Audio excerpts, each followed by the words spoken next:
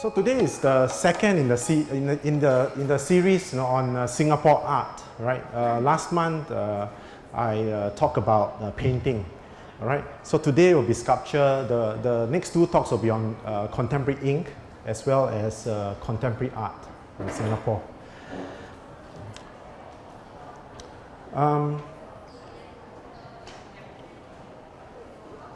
Now, last month when I spoke about painting, okay, I did mention, this particular exhibition in the National Museum called, what's that called? Now, paint, anyway, okay, sometimes, just have a kind of,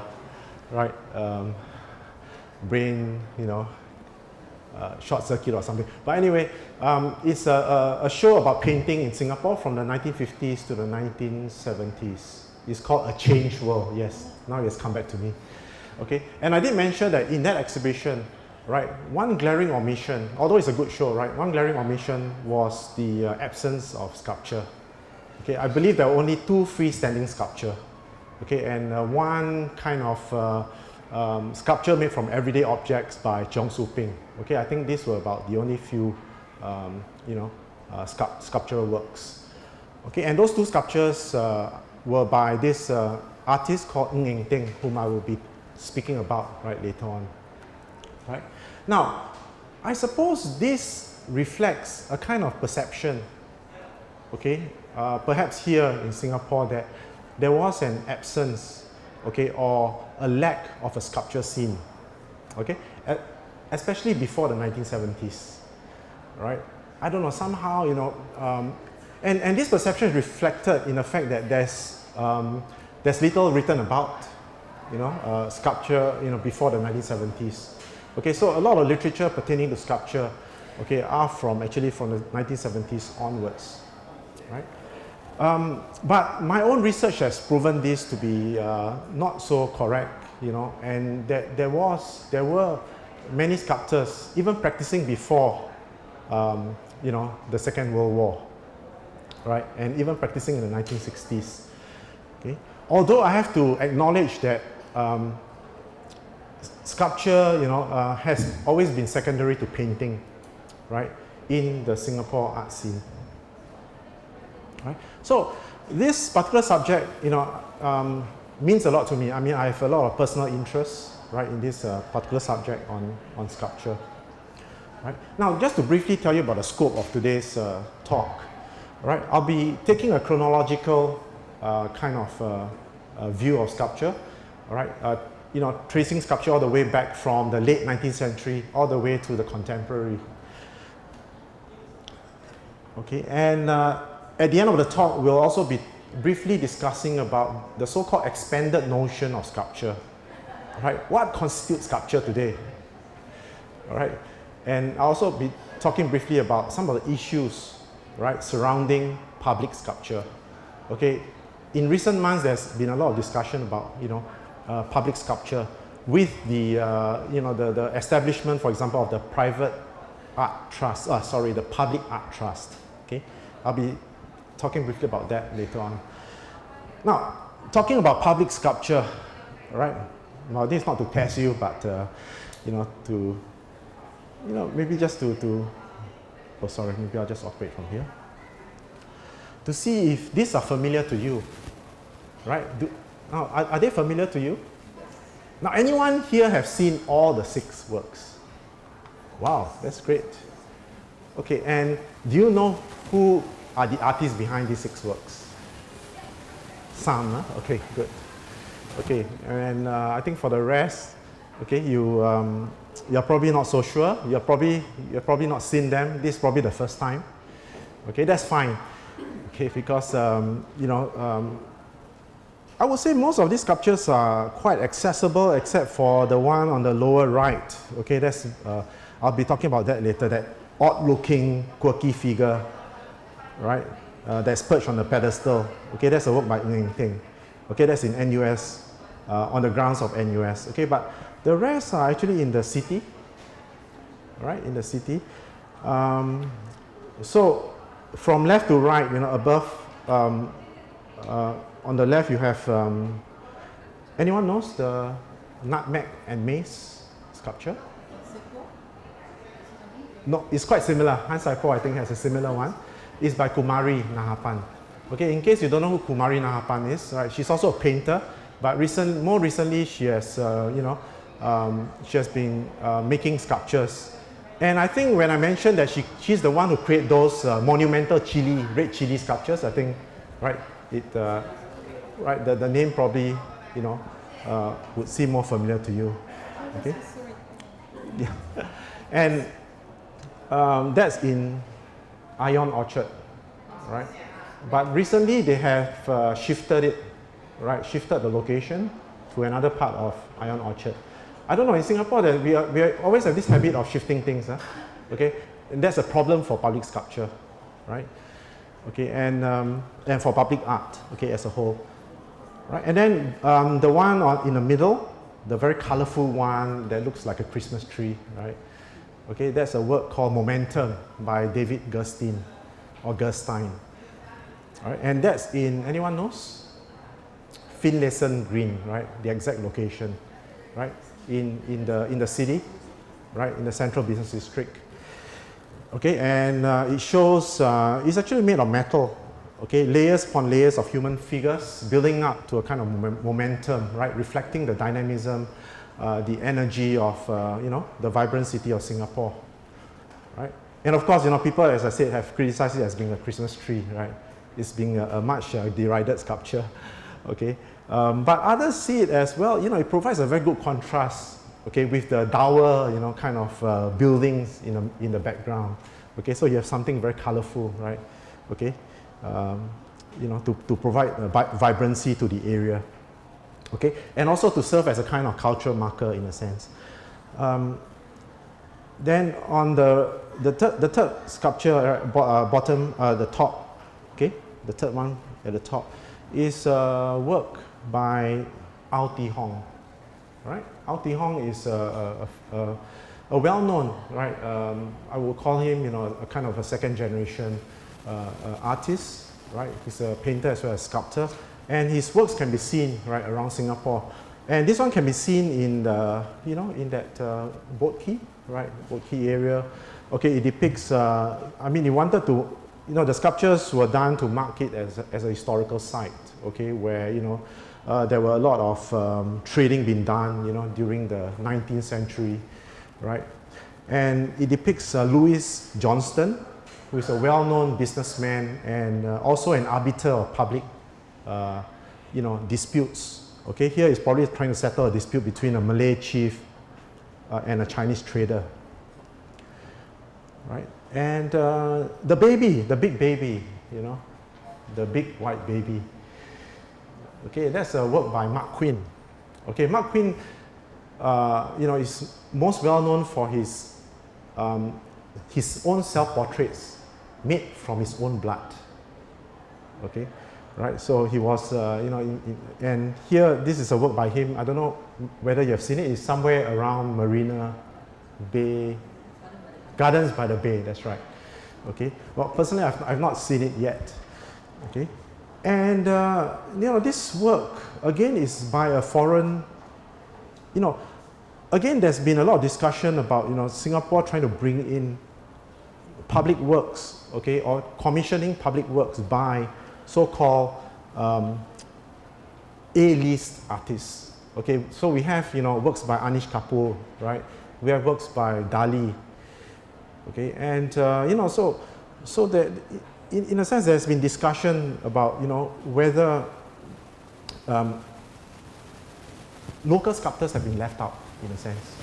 Okay, but with the establishment of the Public Art Trust, okay, I think things will change. Okay, I'll be talking a little bit about that later.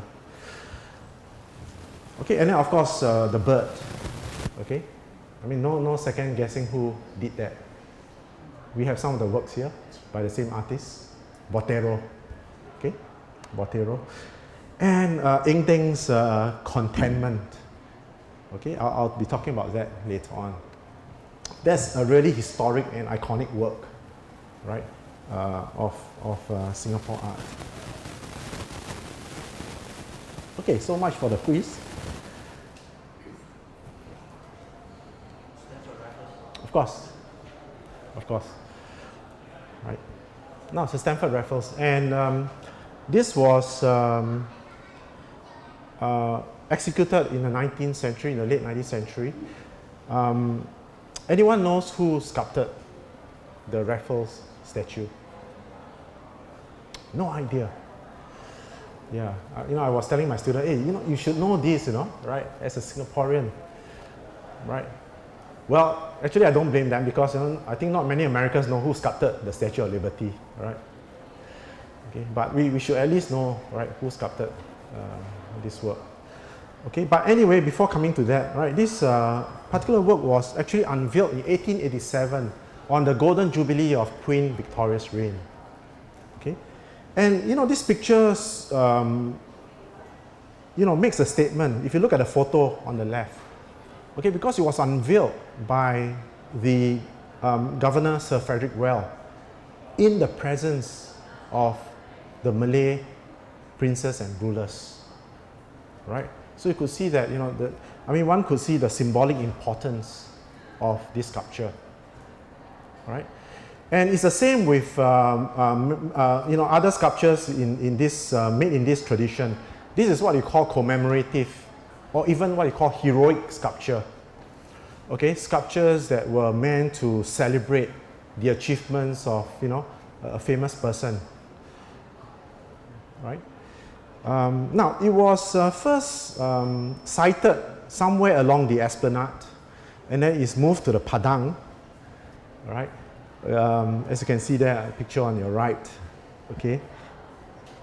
And then in 1919, it was moved to its present site of the Victoria Memorial Hall, right? There it is. And that's the sculptor, Thomas Woolner. Right? Now, who is Thomas Woolner? I mean, he's not terribly well known, but he's actually quite an established sculptor. Okay, he was a member of what they call the Pre-Raphaelite Brotherhood, okay, in Britain, right? And and later on he went to Australia to look for gold, right? And while there, he actually did a sculpture of Captain James Cook, all right? And he was also commissioned to make this sculpture of Sir Stamford Raffles. Okay. I don't believe that we have a record saying, stating where it was done. Okay, but it's unlikely that it was done here. It's probably done overseas and then shipped to Singapore. Right. So this is in the tradition of what you call commemorative sculpture. You see Raffles there, okay, standing in a dignified manner with his arms folded. All right. Okay, and there's a tablet there. Okay, now the tablet was also added in 1919. Okay, that's the 100th anniversary of the founding of Singapore. Right? And do you know there's another Raffles sculpture? Oh, where's my white Raffles? Okay, that's the black Raffles. Okay, and then there's actually another white Raffles made of what you call polymarble.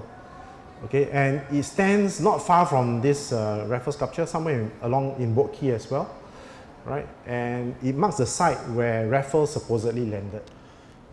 And Dora Godin, okay, probably in terms of stature, international stature, okay, she would have been the most famous sculptor, okay, who had worked in Singapore. Now already, before coming, Godin was born in what is today Estonia, right? Part of Russia, right, at that time. And she later on went to Paris to study music and art, right? And then later on she had a couple of successful exhibitions. First in London, in Leicester Gallery, right? And then in Berlin. Okay, so she has already built up quite a reputation before she came to Singapore. Okay, then after that, she started on a sojourn to the Far East, to India, to China, and then to Southeast Asia, right, to Bali and all that. Okay, so so before she even came to Singapore, she was already famous. Okay, she in fact did many commissions of the sculptures of famous people, right, aristocrats, the wealthy elites, right? Even ordinary people, right? And in fact, so the Singapore government, right, at that time, the British authorities, they were urged to acquire, to commission Godin to make some sculptures for Singapore. And here's their reason, right? They said that, you know, it's actually a complaint that we have today about Singapore as well, right? Okay, for being too pragmatic, always concerned with the dollar. Okay, so this is nothing new. This was in the 1930s, right? Okay, so they have, and this is the Straits Times article, which in fact, in a sense, lauded the British authorities for commissioning, you know, a famous sculptor like Godin, okay, to make this series of sculptures, right, for Singapore. And they said they have wiped away the reproach that Singapore is blind to the humanities and cares only for the dollar. Okay, and it's the same today. We want to turn Singapore into a global city for the arts, right? At that time, they were trying to do that as well. So they think that by acquiring Godin's work, they can turn Singapore into one of the art centers of Asia, right? So eventually, they acquired 6 works, okay, by Godin, 5 heads, and 1 torso. Right now, the torso is the only one I believe that is currently missing, if I'm not mistaken. Okay, there are 5 heads today, and I believe, if I'm not mistaken, Singapore would have all the 5 heads. Okay, although they are not all with the museum. Okay, some of them are still with the Parliament House. Okay, they are owned by Parliament House. And the 5 heads, and again, we are not sure. Now, if you look at the heads, they are quite idealized, okay, quite sensuous as well. And in fact, you know, when she was in Paris, she was actually encouraged by this very famous sculptor called Mayol, okay, Mayol, M-A-I-L-O-L, okay, Mayol, and so when you look at these heads, you know, they are rather idealized representations of the various ethnic groups.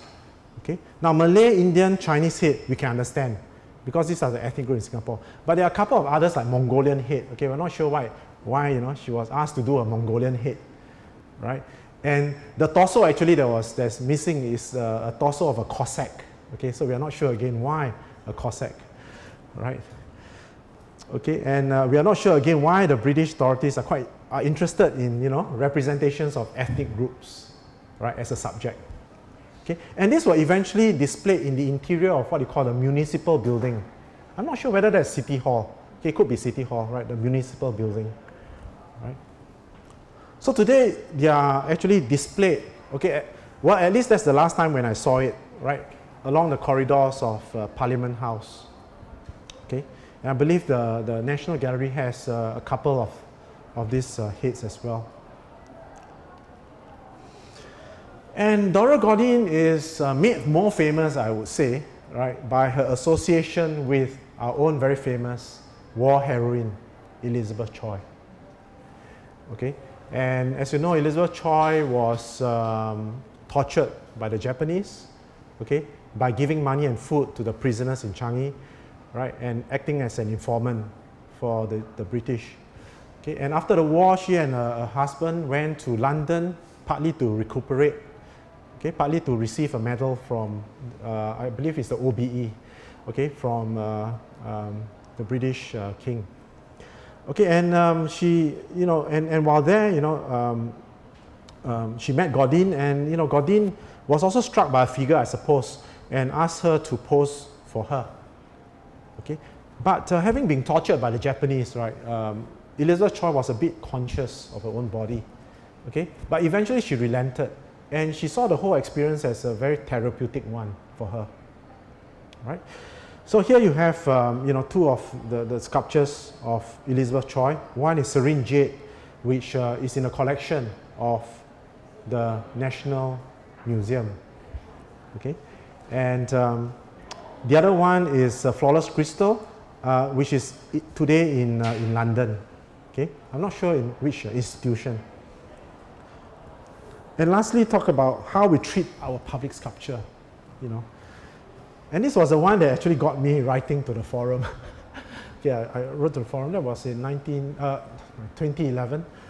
Okay, when there was an article in the Straits Times that appeared, okay, which said that the works of this sculpture called the work of this sculptor called Chua Boon Ki, okay, called Water Bubbles, have actually been covered, okay, with the intention of shifting them to some place more safe. Okay, now the reason is that these sculptures are made of stainless steel. Okay, so when it gets hot, it can pose a danger, right, to passers-by, especially to children, right? So I had to write in to say that, well, we cannot just at our whim and fancy, move sculpture to another location, because when a sculpture is made, okay, a public sculpture is made with the site in mind, with the location. So when you change the site, you're actually compromising the integrity of the work, right? Okay, and that's very important. When Richard Serra, when they removed his tilted arc, that famous arc, the tilted arc, okay, which created, and when just after it was created, the workers and some top people petitioned to get it removed, right? He refused to display anywhere else because he said that work is made for the site itself. Okay, it's site specific. It can never be displayed anywhere else, right? So that sparked that article in the forum which I wrote, sparked a whole kind of discussion in the papers about the way we treat public sculpture. Okay, and then I was told also, the artist didn't want me to pursue it further. He was like, it's okay, right? Okay, but I thought, that this is an issue. The way we treat public sculpture, that's why a lot of our public sculptures disappeared. Works by Nolly, and people like that, okay, simply disappeared because, as you know, Singapore has changed a lot, and every time we destroy a building, we also destroy the works of art inside, I mean, the contractors here, they don't probably care. They just, just throw everything, right? And recently, there's also this work, and which also prompted me to write another, article to the forum where the artist Ben Phua, with his work in UT Estate, okay, this work called The Tree of Life, okay, and in fact, the town council wanted to remove or throw away this work because they could not maintain it, or at least they could not afford the cost of maintaining this work. Okay, the artist said, well, you can do it, but for a small fee, of course, right? It's only right to give you a small fee. Okay, but the town council said, well, we have no money, so we probably just throw it away. Okay, and I don't know whether it's due to my article, but later on, the town council said, well, they will pay for the maintenance of this work, and they will get people in the community to help to maintain it, right? So this is not the end, I mean, hopefully. Yes. Jacqueline. Sculpture that I made actually, no longer that's on site. Oh, Jacqueline is also a practitioner, so she also makes. I can see this work that I made in 2012. Then Pongo, the community sculpture that I got residents of Pongo to come together to contribute to the sculpture. So it's near the Pongo CC, the Pongo CC. It can spread. It's there now, is it? No longer. The other day I went, so I had intention to ask HDB. It was commissioned by HDB. So with the minister Okay. coming for opening and all that. But I intend to write. I haven't had time to write to them yet.